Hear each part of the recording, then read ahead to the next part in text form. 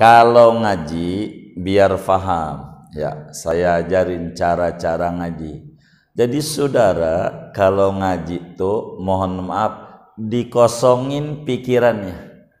Yang saudara temu di lapangan itu buang dulu supaya ilmu itu masuk. Kalau saudara yang di lapangan di otaknya dipertahankan, nanti agama sulit masuk. Jadi saudara simpen aja itu dulu yang di lapangan, buang aja itu sementara supaya saudara memahami kalimat demi kalimat. Lebih-lebih sebagian saudara hanya jiping, ngaji nguping, yang kesandung dikit lupa begitu.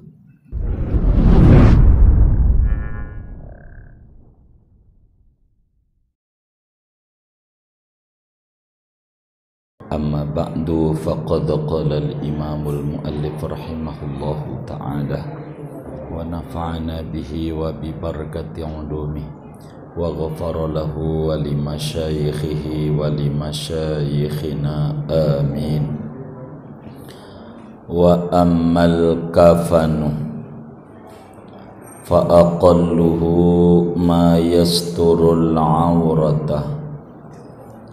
Adapun kain kafan maka yaitu adapun minimalnya yaitu sesuatu yang dapat menutup akan aurat. Wal afdalu lirrajuli salasu lafaifa. Adapun yang paling utamanya bagi mayit laki-laki yaitu 3 helai. Walil mar'ati khamsatun, dan bagi perempuan yaitu 5. Izarun pertama kain, wa khmarun kedua kerudung, wa gamisun ketiganya gamis, wa lafafatani dan 2 helai. Wallahu a'lam bishawab. Segini kita bedah.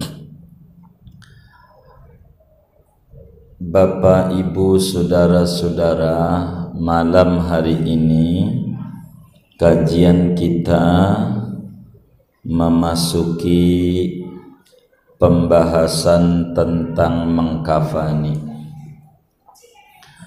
Mungkin agar supaya lebih mudah kita bagi 2 sesi kali ya. Cara mengkafani mayit laki-laki dan cara mengkafani mayit perempuan. Biar lebih mudah dan tidak numpuk materinya, kita parsialkan saja, dibagi satu-satu begitu ya, biar lebih mengerti. Atau kita gabung aja ini, satu-satu aja. Baik. Berbicara kain kafan untuk laki-laki, ini ada beberapa peraturan. Yang pertama tentu cara minimal. Artinya cara minimal itu yang penting asal gugur kewajiban. Namanya cara minimal, asal gugur kewajiban saja. Nah, kalau sekedar mayit laki-laki ini sekedar gugur kewajiban, maka yang ditutup antara pusar dan lutut saja. Segitu doang sudah jadi. Ya, menutup aurat saja. Namanya disebut hak Allah. Jadi di dalam mengkafani mayit ini ada hak Allah, ada hak mayit, ada hak orang-orang lain yang mayit punya utang. Begitu. Ini beda-beda. Jadi kalau sekedar gugur kewajiban asal ditutup auratnya laki-laki dulu nih ya, jadi cukup segitu, enggak diapa-apain segitu. Tapi kalau untuk hak mayit, yang penting satu helai menutup seluruh badan mayit, itu rada sempurna, tapi belum sempurna, belum. Jadi satu helai yang dapat menutup seluruh badan mayit. Kalau kitab kita kan mayasturul aurata, sesuatu yang dapat menutup aurat, namanya disebut hak Allah namanya. Disebut ada hak Allah, ada hak sesama. Kalau hak Allah asal nutup aurat jadi. Naik lagi hak mayit, yaitu menutup pakaian yang dapat menutup seluruh badannya mayit. Kita nggak mau bicara orang yang sedang ihram kalau mati bagaimana. Ini biar orang Arab aja dah yang ngurusin cara mengkafani orang yang sedang ihram umroh mati, sedang ihram haji mati. Tar nih moni di ujung biar nggak terlalu puyeng. Saya paparannya biar rada singkat dan saya buat moga-moga sistematis dah supaya gampang difahami.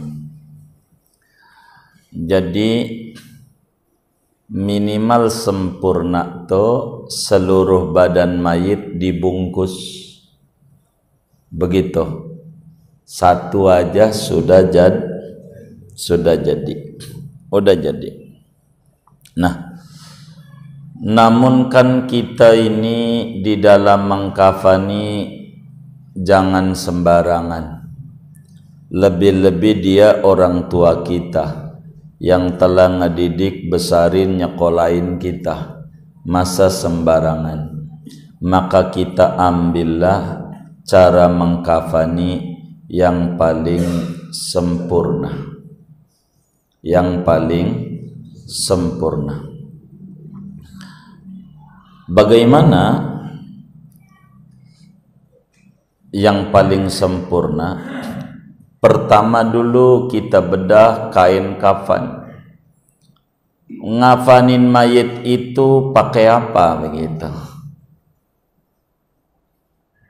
Maka mengkafani mayit itu pakaiannya yang pertama adalah pakaian yang boleh dipakai kala dia masih hidup.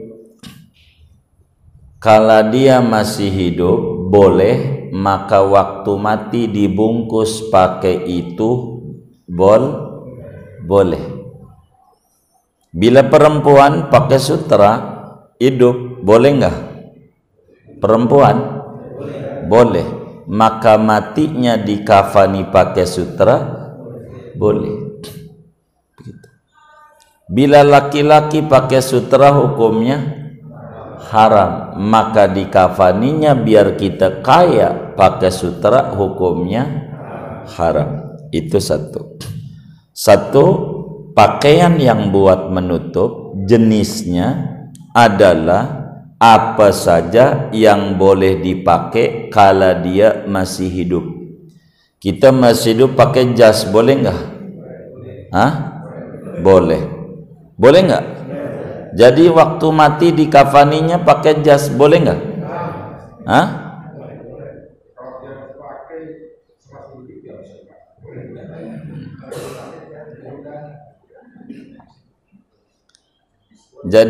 Jadi begini, kalau ngaji biar faham ya, saya ajarin cara-cara ngaji. Jadi saudara kalau ngaji tuh mohon maaf dikosongin pikirannya. Yang saudara temu di lapangan itu buang dulu supaya ilmu itu masuk. Kalau saudara yang di lapangan di otaknya dipertahankan, nanti agama sulit masuk. Jadi saudara simpen aja itu dulu yang di lapangan, buang aja itu sementara, supaya saudara memahami kalimat demi kalimat. Lebih-lebih sebagian saudara hanya jiping, ngaji nguping, yang kesandung dikit lupa, begitu. Jadi harus diperhatikan. Jadi yang pertama nih, cara mengkafani mayit itu pakaiannya dengan pakaian yang waktu masih hidup boleh dipakai, gitu. Yang waktu masih hidup boleh dipakai, maka pakai itu hukumnya boleh. Itu dulu. Saya ulang, saya ambil contoh. Perempuan ketika mati hidup dia pakai sutra, boleh nggak? Boleh. Maka dikafaninya pakai kain kafan sutra, hukumnya boleh. Satu. Laki-laki pakai sutra, hukumnya haram. Waktu mati dikafaninya pakai sutra, hukumnya kenapa haram?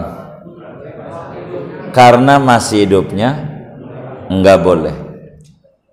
Pertanyaannya, waktu masih hidup nih laki-laki pakai baju jas, boleh enggak?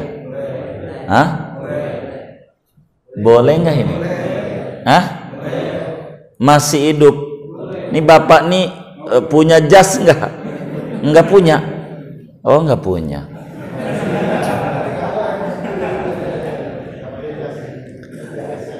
Iya, gitu. Kalau kami pengennya dijawab gitu. Kalau dipelototin doang, kami ini bakal bertanya diulang-ulang. Nih paham apa enggak gitu? Nih kita masih hidup, nih pakai baju jas, boleh enggak? Hah? Boleh. Boleh. Nah, mati pakai jas, dipakein jas. Pertanyaannya boleh enggak? Hah? Enggak. Kenapa? Baik, kain kafan itu aturan agamanya bagaimana? Yang pertama, yang pakaian yang dipakai masih hidup boleh. Sekarang pakai jas boleh enggak? Masih hidup. Hah? Kain kafan itu aturan agamanya, pakaian apa saja yang waktu masih hidup dipakai boleh. Tuh. Diingat-ingat dulu. Makanya saya bilang, saudara buang dulu di lapangan, saudara perhatiin ajaran agama dulu. Begitu, supaya nanti kita ngomongin sempurnanya bagaimana nih tata-tata aturan. Nantinya kita keburu praktek, udah keburu isa sayanya. Kalau nggak dipahami balik lagi, pasti begitu saya. Sebab saya jauh-jauh kemari kudu paham, begitu. Mengajarkan agama, nggak boleh saya loncat-loncat. Jadi yang pertama, pakaian yang dipakai untuk mengkafani mayit, aturannya pakaian yang waktu masih hidup dipakainya boleh, maka itu pakaian waktu mati pakai itu boleh. Saya ambil contoh biar gampang. Sutra buat perempuan masih hidup pakai sutra boleh nggak? Boleh. Udah mati dikafanin pakai sutra boleh. Kenapa boleh? Masih hidupnya boleh. Orang laki waktu masih hidup pakai sutra hukumnya haram. Maka udah mati pakai sutra haram. Kenapa pakai sutra haram udah mati? Waktu masih hidupnya haram. Kita tanya biar kita enggak sembarangan kalau ada orang nanya begitu. Kan nanti ya bakal ditanya sama tetangganya, sama temennya. Maka saya kan munculkan pertanyaan-pertanyaan agama begitu. Ada orang dikafanin udah matinya pakai jas. Pertanyaannya, boleh nggak? Hah? Boleh nggak? Kenapa boleh? Masih hidupnya boleh. Bagus enggak? Entar ngomong bagus enggak mah. Kan kita ngomongin hukum dulu, begitu. Iya, artinya hukumnya ini duduk hukum gitu. Duduk hukum gitu. Itu aja. Yang waktu hidup kita pakai boleh, udah mati juga boleh. Waktu hidup haram, udah mati dah.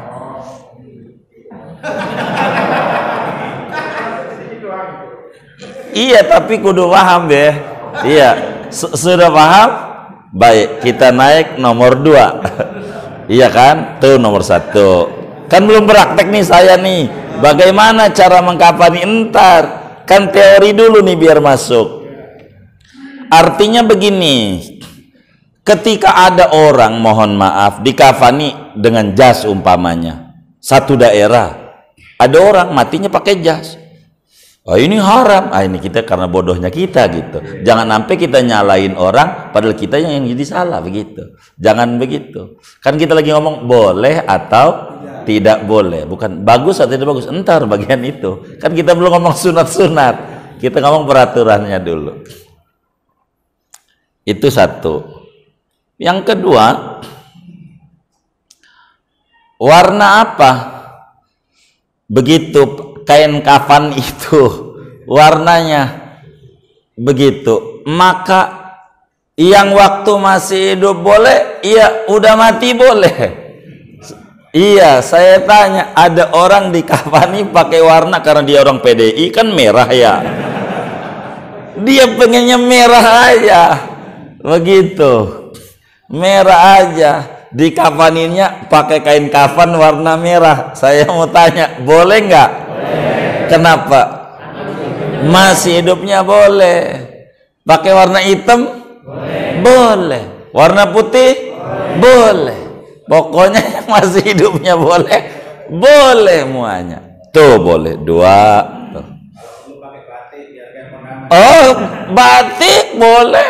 Masih hidupnya boleh nggak pakai batik? Boleh. Boleh dulu. Nih kita aturan yang umum dulu. Teori namanya. Teori. Kenapa harus kami sampaikan begini? Supaya kami tak dosa, enggak ngumpetin ajaran agama gitu. Suatu saat ketika warna putih enggak ketemu, adanya warna hitam, jangan sampai ditelanjangin begitu. Kan kita enggak ngomongin ntar sunatnya apa, entar sunat mah. Yang penting kita tata hukum dasar dulu begitu. Kita pakai kain kafan bekas. Waktu masih hidup kita pakai baju bekas orang, boleh nggak? Maka udah mati, nggak perlu baru, bekas, boleh nggak? Boleh aja.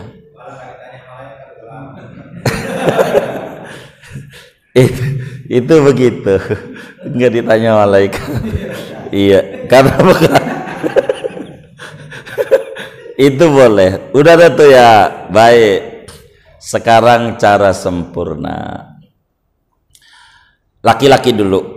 Yang pertama, mohon maaf, siapkan tali 5 tali. Udah gitu aja. Siapkan tali 5 tali. Dari mana nih tali nih? Nyobek aja dari kain kafan tuh. Ya boleh juga pakai tali rapia.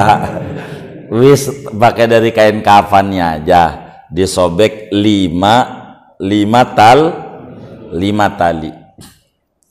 Untuk apa ini nantinya? Ini kan nanti nih tali nih. Untuk mengikat pala, dada, pinggul, dengkul, kaki. 5. Pala, dada, dengkul, pala tuh ujung sini maksudnya. Ntar praktek, yang penting bikin ini dulu kan, kerangka nih. 5. Pala, dada, pinggul, dengkul, kaki. Ini 5. Kemudian siapkan 3 helai kain kafan. Laki nih, laki. Ya, laki dulu ya. 3 helai kain kafan. 3 helai ini bukan kayak yang di pasar, saya nggak tahu. Kan kita udah tahu ada amil Pak Wiji. Kita tanya, 3 helai itu bagaimana begitu? Sebab bisa saja praktek itu keliru. Kalau pengen sempurna. 3 helai itu per helainya kudu bisa menutup mayit. Per helainya. Per helainya kudu bisa menutup mayit. Ada kertas HPS enggak sih? Di masjid Pak Haji? Ada. Minta izin. Ini bukannya nyuruh ini guru. biar saya menyontok mana kecil mana gede. 3 ya Bajia. 3 lembar. Saya juga ikat atas bawah. Oh siap, gampang tar ikat atas bawah. Ini kain kafan yang di pasar bisa kecil. Kalau kecil, nih mohon maaf, saya tumpangin. Kan ditumpangin nih, lihat nggak? Kalau nggak lihat diri, tuh saya tumpangin 2, tuh biar ada gede, saya tumpangin lagi atuh, atuh kan gede tuh. Nah ini namanya baru 1, bukan 3 helai. Hah? Karena lebarnya nggak cukup. Namanya kalau begini baru 1. Namanya baru 1. Kalau begini begitu, saya nggak tahu di pasar bagaimana begitu.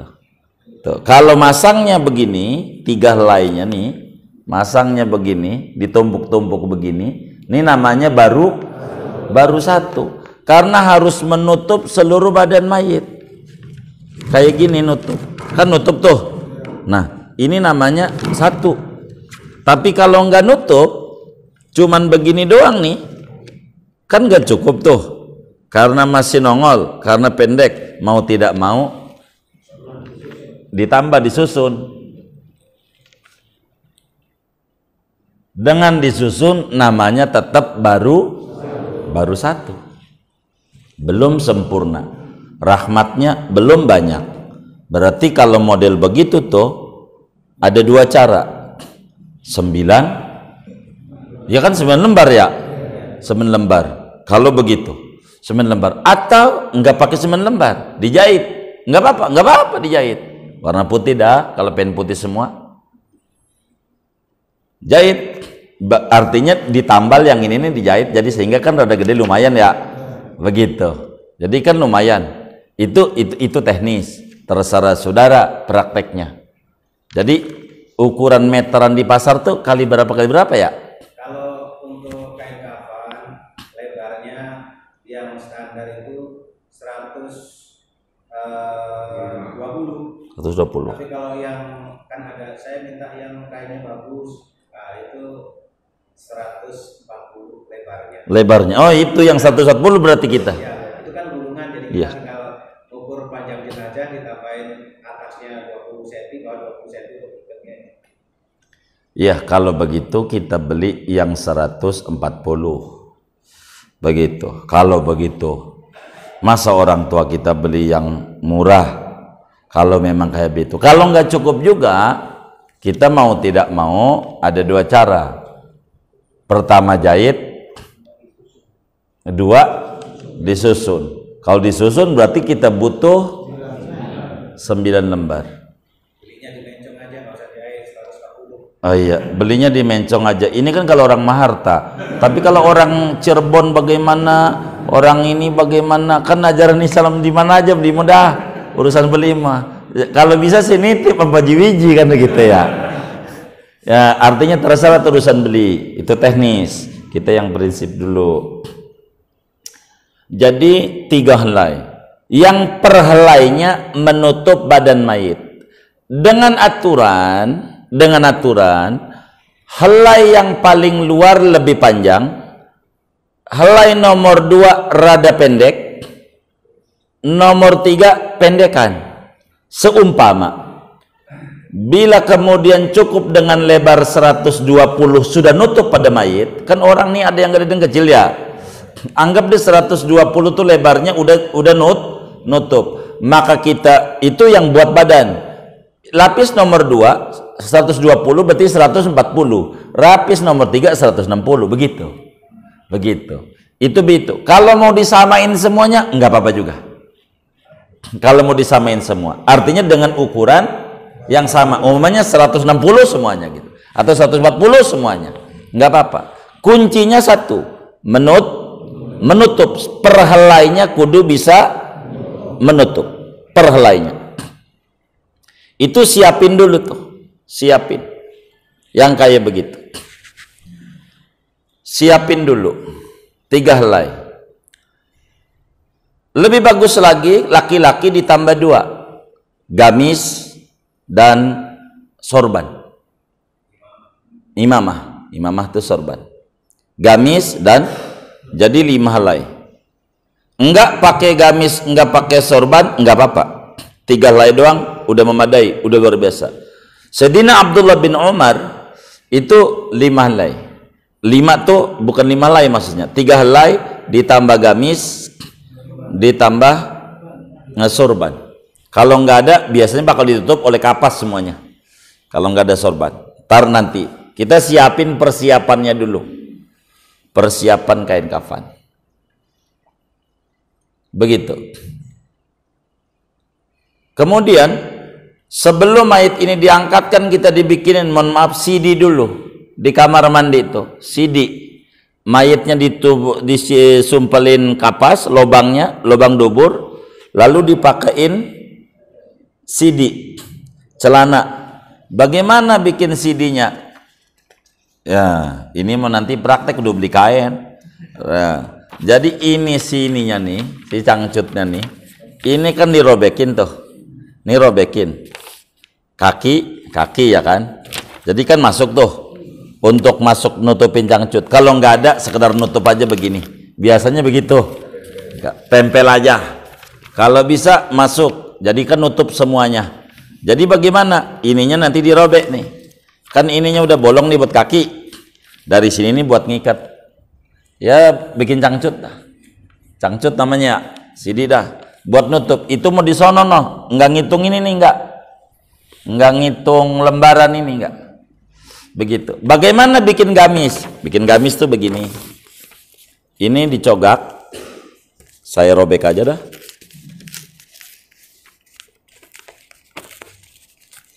Jadi yang 3 helai ini saya anggap rata dah aja ya.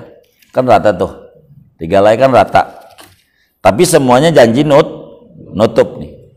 Ini namanya gamis. Ini yang bakal nempel di badan. Jadi 4 tuh. Gamis. Itu kan bolong tuh. Ya tinggal kalau ini dadanya rada ini dirobek aja di sininya lagi. Biar ada lebaran. Yang bagian dada. Jadi belum apa-apa udah dipasang begitu kan? Hah? Kan tinggal masukin. Ini namanya gamis, baju kurung sampai bawah. Begitu. Ininya tinggal dicogak aja. Ini namanya gamis.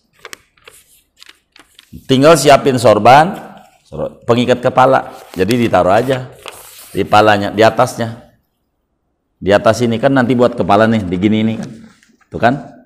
Jadi kan nantinya buat kepala nih, buat ngikat kepala, tapi kan nggak sepanjang ini.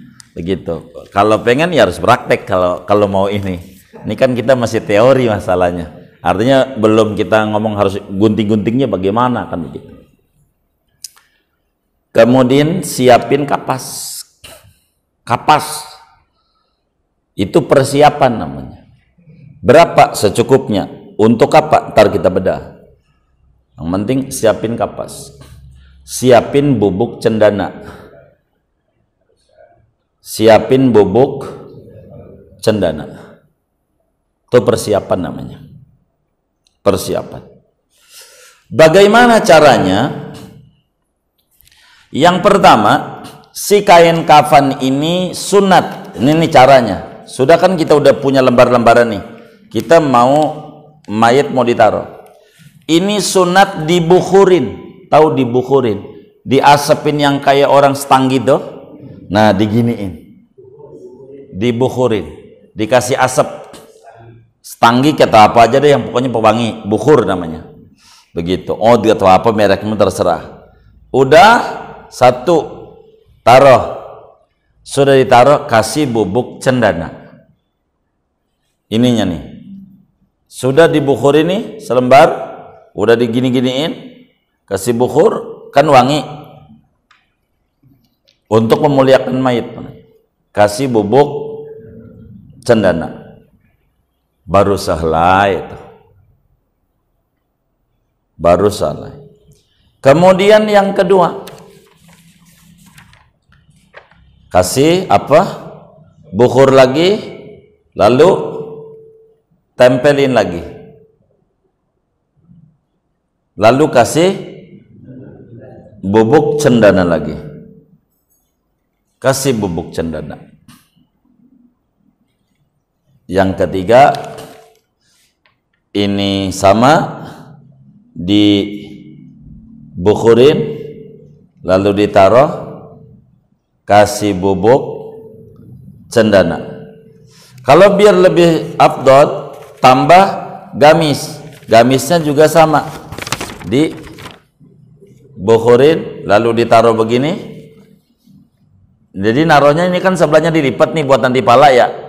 Gitu. Nah, ini kasih juga bubuk cendana. Kasih bubuk cendana. Begitu juga satu lagi, sorban. Enggak pakai dua ini enggak apa-apa. Sorban dan gamis nih, laki-laki nih, enggak apa-apa. Boleh saja. Tapi ini yang dilakukan oleh Imam Ibnu Umar radhiyallahu anhuma, para sahabat Rasulullah SAW. Itu begitu. Ini caranya. Maka kemudian kain kafan sesudah dibukuri, dicampuri cendana, begitu. Maka posisi kain kafan ini bagaimana? Upayakan posisi kain kafan itu ngadep kiblat. Artinya posisi kaki mayit bakal di arah kiblat, posisi pala di arah timur. Karena nanti mayitnya bakal begitu, biar nantinya enggak muter-muter lagi. Begitu. Ngadep kiblat. Kalau di Madinah ngadepnya utara selatan.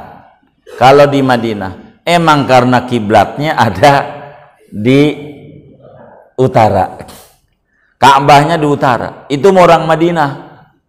Kalau orang Madinah semuanya ngadepnya mayit itu dari mulai sakit utara selatan, sampai matinya posisinya utara, sampai jenazah mau dikafani juga utara, sebab Ka'bahnya ada di selatan, di selatan. Madinah itu utara Mekah, jadi sehingga orang Madinah ngadep selatan. Kalau sholat sampai sekarang ngadep. Makanya Nabi bilang kalau ngadepnya timur barat ya, jangan utara selatan, kata Nabi. Itu omongan Nabi langsung. Kita jangan ditelan mentah-mentah. Itu karena Nabi ngomongnya di Madinah. Kalau maksudnya biar jangan ngadep kiblat. Lah kalau kita maknanya bukan tulisannya, kalau kita ngadeplah selatan utara, jangan barat timur. Kalau kita, meski nabinya nggak ngomong begitu, karena ada tujuan lagi di posisi mana. Inilah namanya cara memahami agama.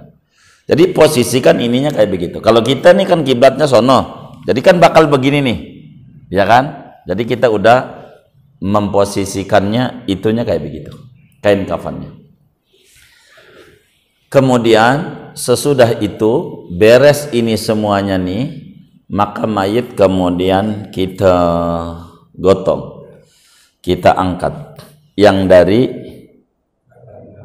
pemandian, yang duburnya sudah disumpel kapas dan sudah dikasih sidi, apa sidinya segala nutup doang dah, terserah. Begitu cangcutnya itu ada banyak cara buatnya. Itu mau udah disono tuh, nambah cangcut itu untuk disono. Begitu, karena nanti bakal digotong. Sesudah kemudian mayit itu digotong, begitu udah ditaruh di sini, pakaiin gamis, tinggal ini badannya. Ini kan mayit tadinya kan ini begini, ya kan? Mohon maaf, ininya kan begini ya, kan bakal ditaruh, anggap dia pala ya kan? Jadi kan tinggal begitu tuh, gitu. Ininya aja dirobek tengahnya dikit nih. Kan masuk tuh, ini kan pundak ya kan, anggap dia pundak. Nah kan udah begitu tuh begitu mayitnya. Nah mayit ini pas ditaruh, yang pertama kali dilakukan oleh yang mengkafani amil, bisa nggak mesti amil, keluarga juga bisa begitu kan, kita ini biar bisa begitu. Bagaimana supaya dia dapat keamanan daripada keresahan dalam kubur, daripada fitnah kubur? Maka jidatnya ditulisin bismillah pakai ludah kita, tulis bismillahirrahmanirrahim di jidatnya tuh. Sunat ini, makanya cara penyempurna, Pak. Tadi tuh kalau asal doang mah yang penting ditutup aurat saja sudah cukup. Makanya supaya kita memperlakukan mayit kita biar benar sesuai tuntunan. Kalau pengen sempurna, tadi kan kayak jas kan protes tuh. Nah ini biar kita yang udah nggak protes nih, biar bagus. Jangan sampai ini protes lagi nih, kemarin enggak, ya ini sempurna ini. Jidatnya ditulisin bismillahirrahmanirrahim. Dadanya ditulis la ilaha illallah Muhammad Rasulullah, pakai ludah ya. Dijelaskan di dalam kitab Fathul Alam Sayyidi Syekh Muhammad bin Abdillah Al-Jurdani. Ini lumayan penyempurna, Pak. Orang tua kita udah didik kita biar rahmatnya banyak didapat oleh dia, biar ampunannya banyak. Tapi masalahnya nggak bagi duit, ya nggak usah dah. Kalau nggak bagi duitmu itu begitu, ini mahal ini, nggak ada warisan lagi. Pokoknya biar sempurna begitu. Kita coret dato jidatnya, dadanya la ilaha illallah Muhammad Rasulullah, pakai ludah aja. Yang penting agar supaya tidak ada tulisannya, bekasnya doang. Sebab mayit ini bakal darahnya, badannya pecah, darahnya keluar. Kalau tulisan yang mulia ini kena darah, haram. Makanya kita ambil barakahnya aja, begitu.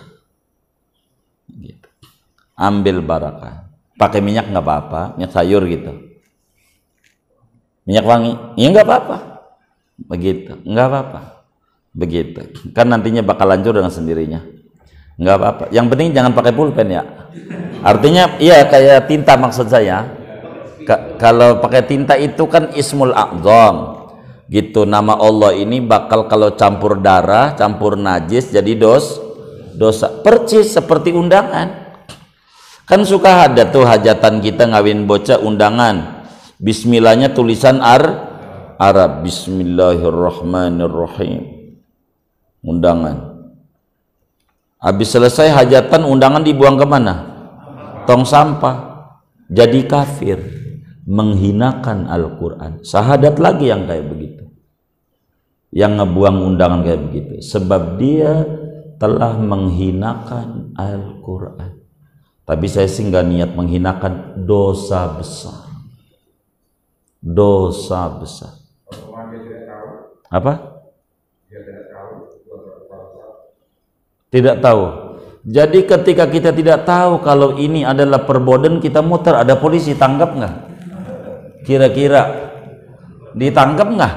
Kita nggak tahu. Ini karena baru masuk Jakarta, ada perboden, kita masuk aja. Kira-kira mah polisi tangkap nggak? Kita jawab, saya nggak tahu. Iya, ditilang tuh ditangkap namanya. Gitu. Kira-kira ditilang nggak? Kita jawab nggak tahu. Ditangkap nggak? Kenapa? Udah peraturan, Muslim yang umurnya 15 tahun ke atas wajib belajar agama, duduk di majelis ilmu, wajib begitu. Termasuk pakai surat apa itu yang kawinan, Ar-Rum ayat berapa?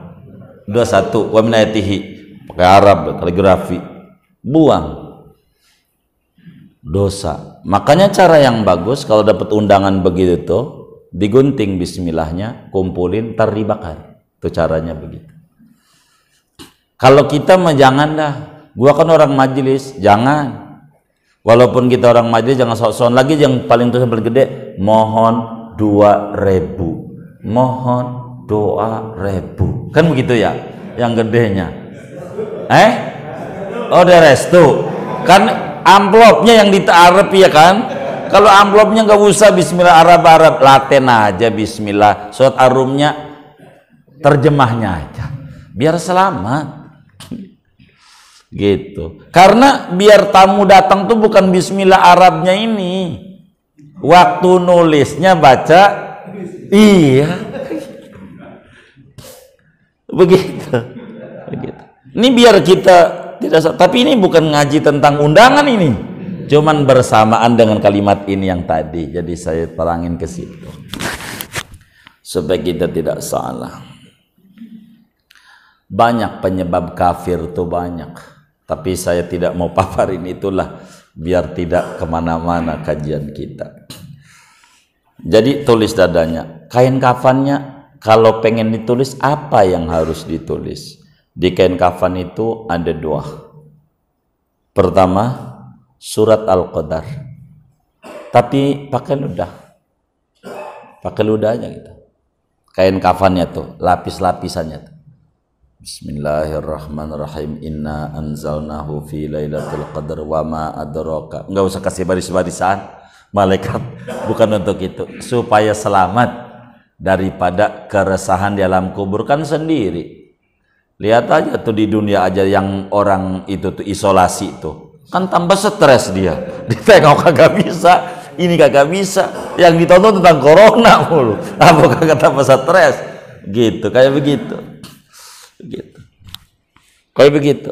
Itu inanzalnahu. Yang kedua yang ditulis itu, Imam Tirmidzi meriwayatkan hadis sebagaimana Imam Sulaiman Jamal tuliskan di dalam kitab Hawasil Manhaj, yakni Futuhatul Wahhab, kitabnya Syarah Fathul Wahhab. Itu dibilang, ditulis supaya aman daripada kita orang, daripada fitnah kubur.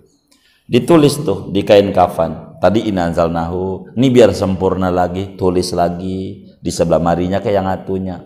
Begitu. Ini mau yang ambil belajar di jalanan nggak bakal bisa kalau nggak ngaji di majlis ilmu beneran. Wong ini harus ngaji ilmu ini, dan bukan baru. Sebelum kita lahir udah ada wong ajarannya dari 14 abad yang lalu ajarannya. Masalahnya amil-amil yang di jalanan itu ngenekin belajarnya. Tahu ngenekin nggak? Ngelihat temennya doang, tidak hasil ngaji di majelis ilmu bagaimana cara dari cara tajhid jenazah dengan benar. Itu begitu. tulis la ilaha illallah di kafan tuh, la ilaha illallah wahdahu la syarikalah lahul mulku wa lahul hamdu la ilaha illallah wa la haula wa la quwata illa billahil aliyil azim.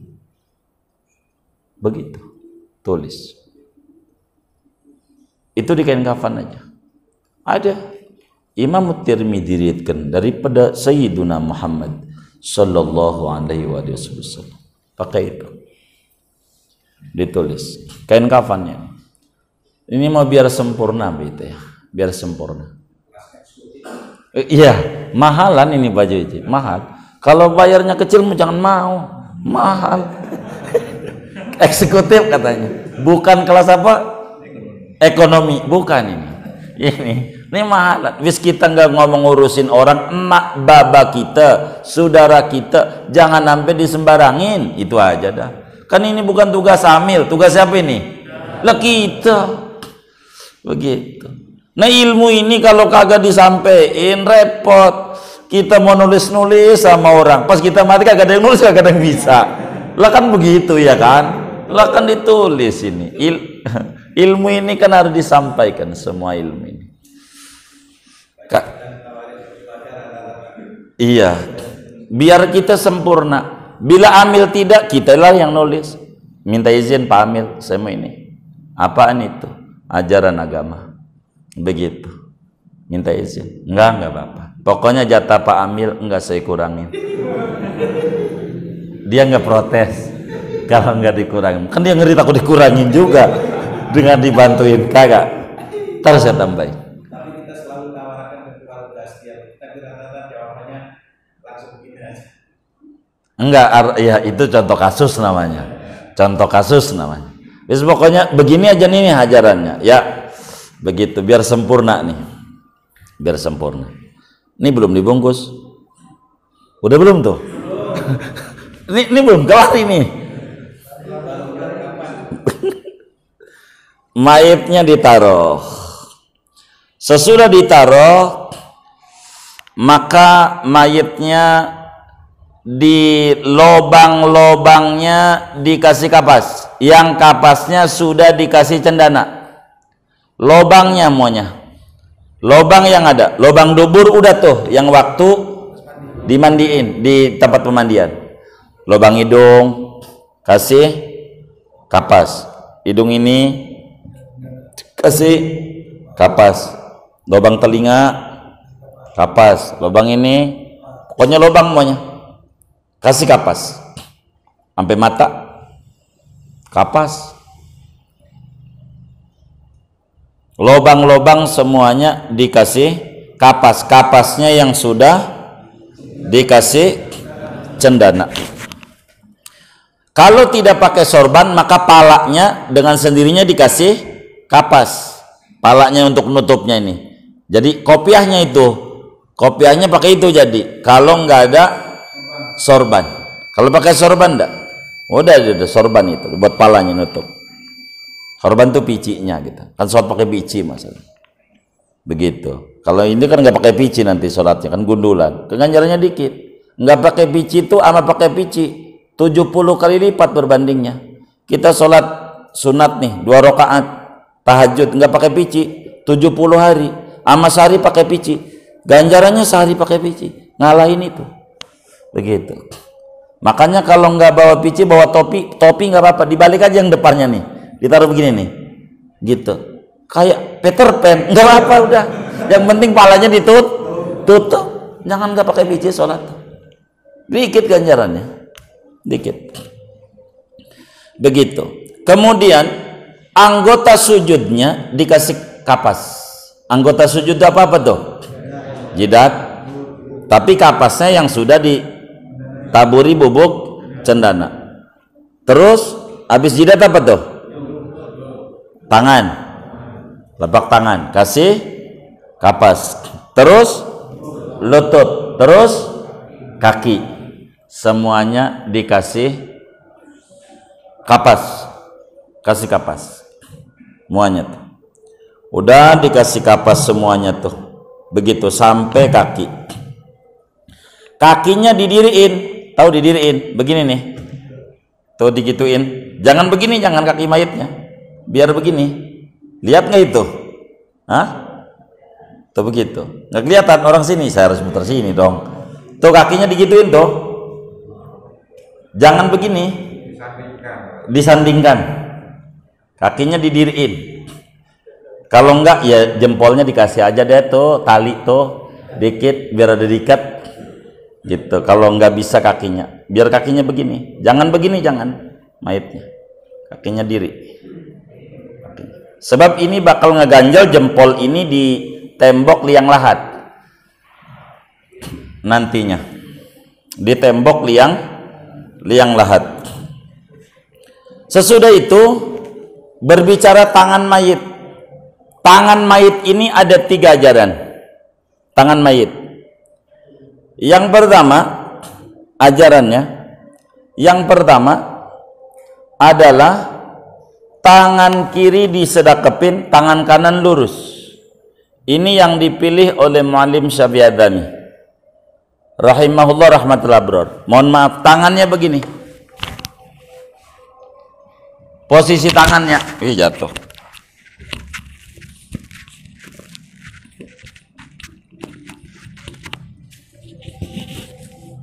Posisi tangannya begini, mohon maaf nih. Mayitnya begini posisinya. Karena nanti di kuburannya enak. Nanti kalau udah tiduran, coba aja saya ambil contoh dan suruh tiduran ngadep sono. Satu, bang, lebih enak. Tangannya begini. Coba, tangannya kayak gini dulu. Kiblatnya sono kiblatnya. Ini kita mau ngambil kiblatnya mana?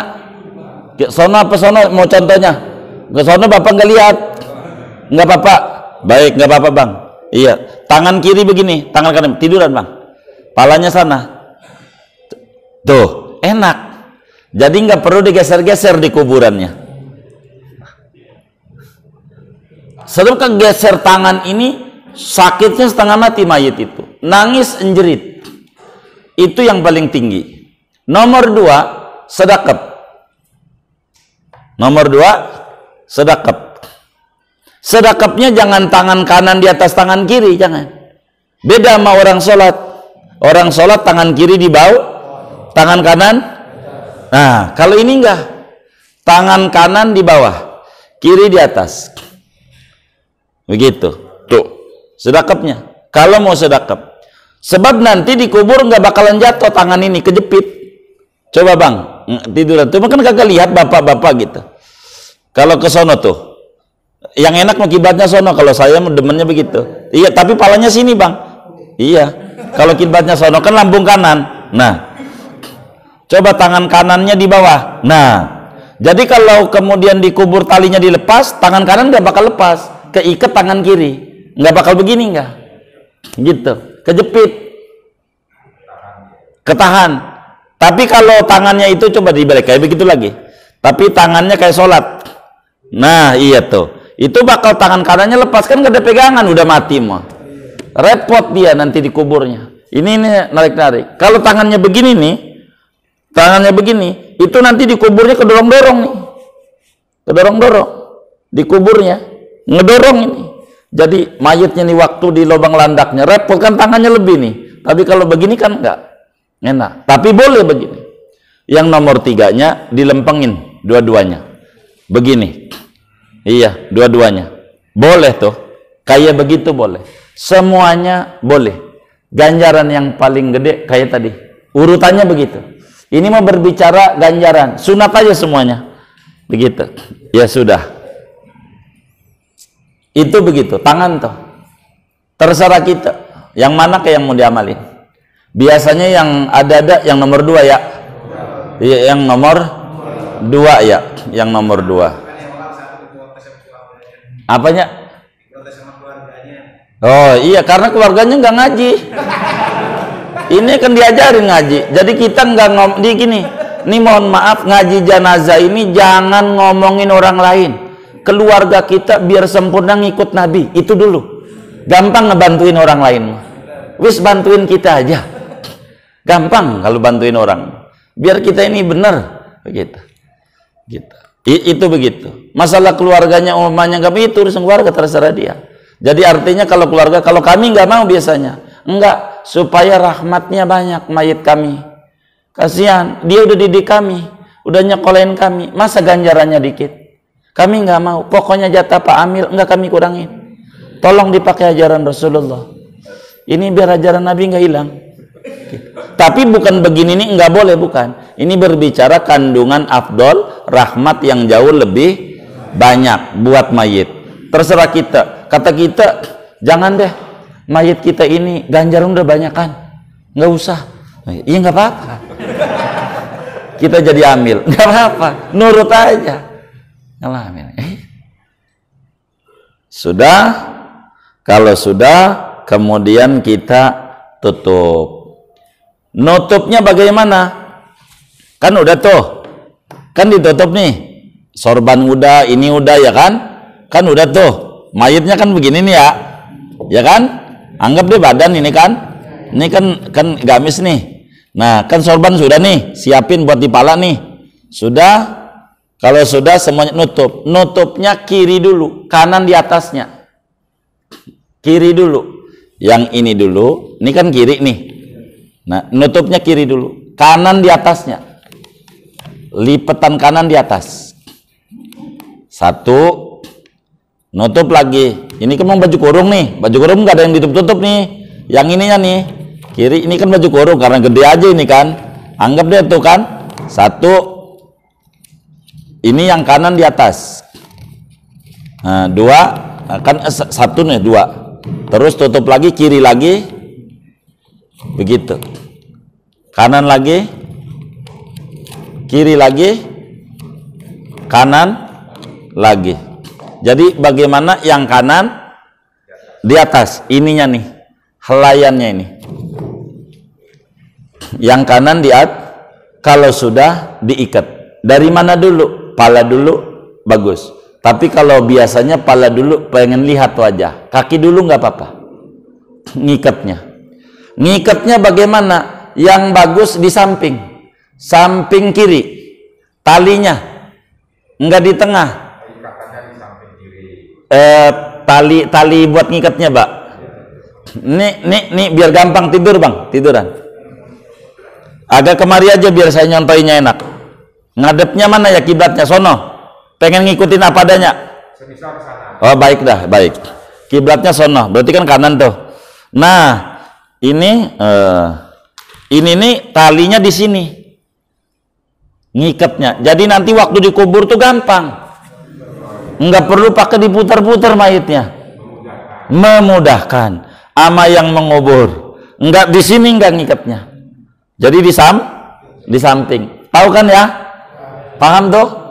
Baik. Iya, ngikatnya di samping. Jadi nanti waktu dikubur tinggal digini-gini doang.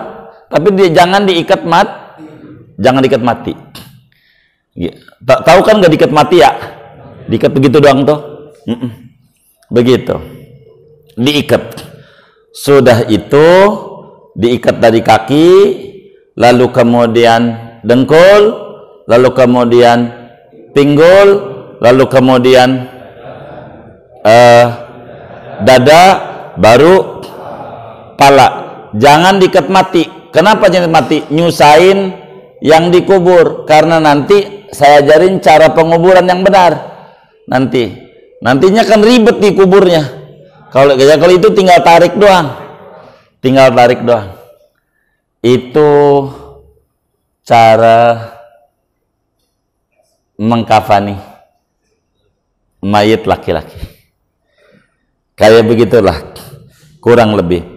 Lalu kemudian apa yang harus dibaca oleh orang yang lihatin, termasuk amil? Apa yang dibaca oleh amil waktu begitu-begitunya tuh, ataupun keluarga yang ada di situ dah.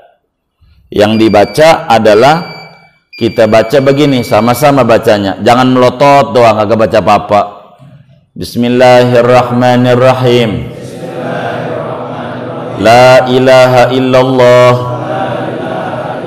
al-baqi ba'da fana'i khalqihi al-aman al-aman min adzabil qabri wa min fitnatil qabri.